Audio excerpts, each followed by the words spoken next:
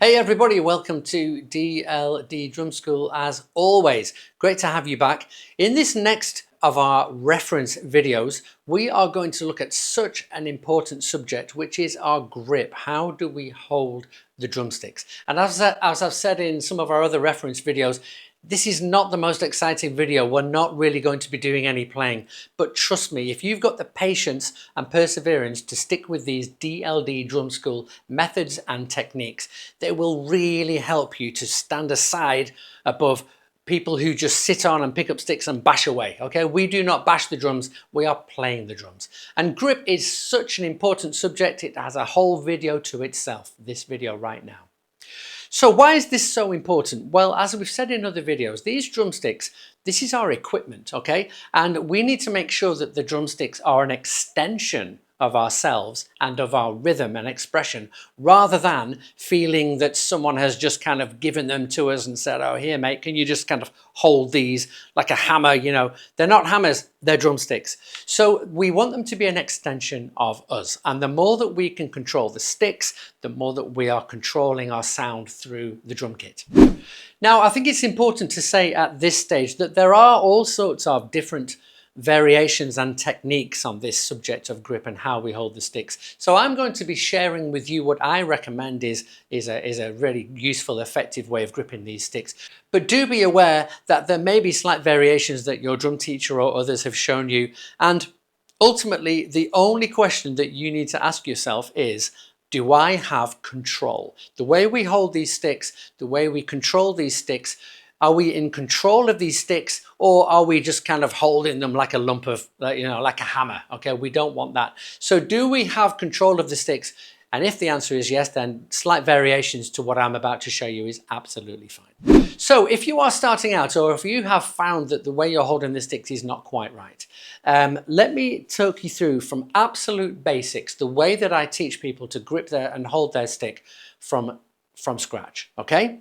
So right from the start, for all of this detail, the two things I want you to focus on, the two measures of effective control is, do we have grip at the front of our hand? Firm grip so that we're not dropping sticks. If you're dropping sticks an awful lot, it's a really clear indication that you don't have good grip of that stick.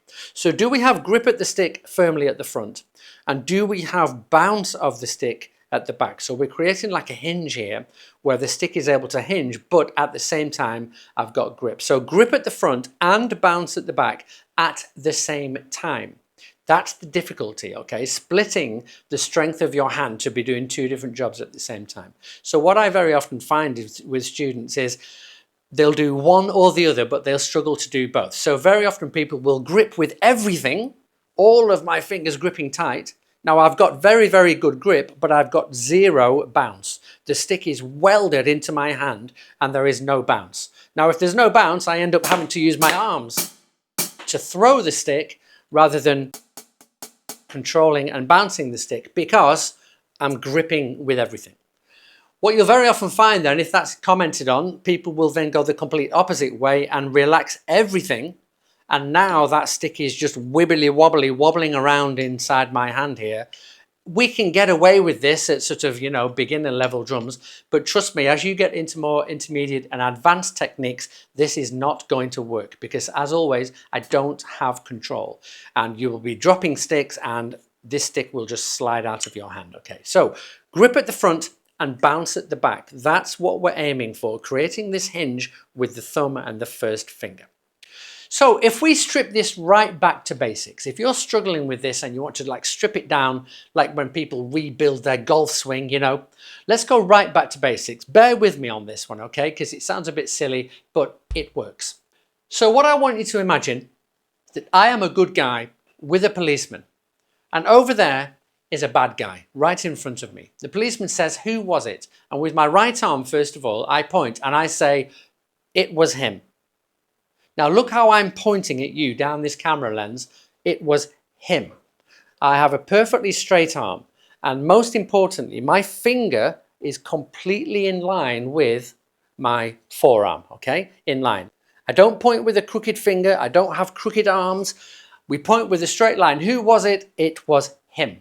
And I want you to use this "it was him" method to set up your arm. Now, when we point with our real finger, because our real finger belongs to us, it's an extension of us. When we point, it is us who is pointing with this lovely straight finger, hand, wrist, and arm. Next, we take the drumstick, and what I want you to imagine is that the drumstick is going to replace our real finger. So when I point, it was him. Take the drumstick, or have someone else do this for you if you want to. And I am not going to move my finger and hand or arm whatsoever. And the drumstick comes into my hand and comes in line with, first step, in line with my finger. So when I point and say it was him with my real finger, I am also pointing with my wooden finger with the drumstick and pointing straight down the camera lens. I'm not crooked, I'm not twisted, I'm straight down the camera lens, okay? So get used to the idea that the wooden drumstick is like a real finger. It's a wooden finger. It's an extension of you, okay? Now we have the stick in line. This drumstick is going to replace our real finger. So what we do is we wrap the finger around the drumstick. The fingerprint part of your thumb is going to press onto the drumstick, and the first finger and the fingerprint part of your thumb is squeezing that drumstick to take control of the drumstick. But notice how I am still completely in line with that drumstick. Don't allow it to go crooked or twist upside down.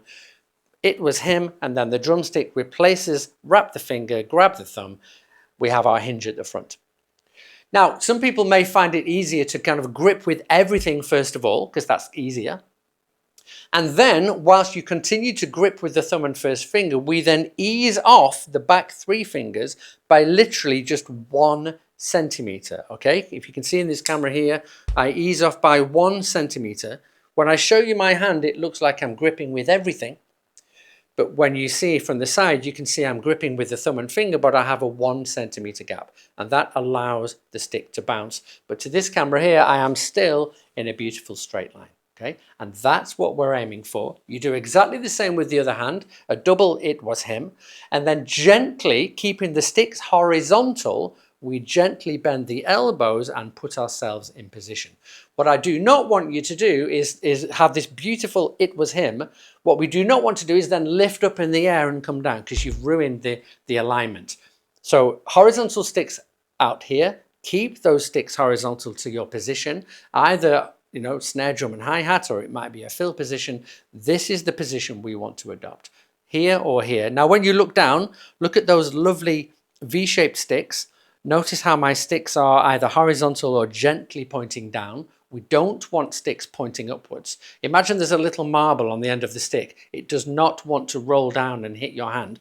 Horizontal sticks, roughly 2-3 centimeters above the surface of the drum, roughly 5 or 6 centimeters or so separated from each other so they're not clashing, and this is your setup position, okay? This is your good controlled grip. Remember, grip at the front and bouncy at the back. So well done for getting this far. This is not the easiest of videos. I do understand, it's just a lot of me talking here, but it is such an important thing. And just like with everything else, you're going to have to work hard on this to begin with, but after a while, it just becomes a habit. Control the sticks to control the drum kit. A couple of final pointers to watch out for. As we do the it was him and point out here, what we're looking for is to make sure that the back of your hand is on top. We don't want the hand and wrist to be twisting upside down. You're going to be dropping a lot of sticks this way and we lose control. So the stick is hitting the ridge at the back of my hand here. Okay, back of the hand on top. As you go around the drum kit, maybe for a fill to the ride cymbal, it can be quite tempting for this hand to twist upside down. Again, keep the back of the hand on top, rotate with the shoulders wherever we are.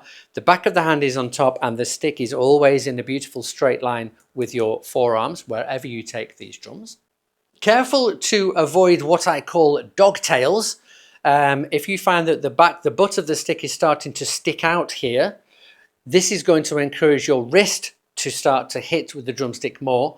And the most common reason is because you are accidentally gripping with all of your fingers here. So the stick ends up going across your hand rather than in line with your hand. Now, if you find, this is a very common thing, if you find that you've accidentally got these dogtails sticking out of the side and then you realize you want to fix it, Do not fix this with your arms. Your arms are already good with that nice curved shape. So don't start twisting elbows and so on to try and correct the problem. If you watch carefully, the simple way to fix this dogtail stick here at the back, just with the thumb and finger, my arm stays still and I simply just use my finger to get it straight.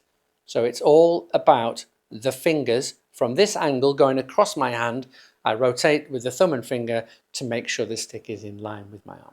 And finally, in terms of actually striking the drums, what we're looking for is a snap, okay? Snap that stick, horizontal.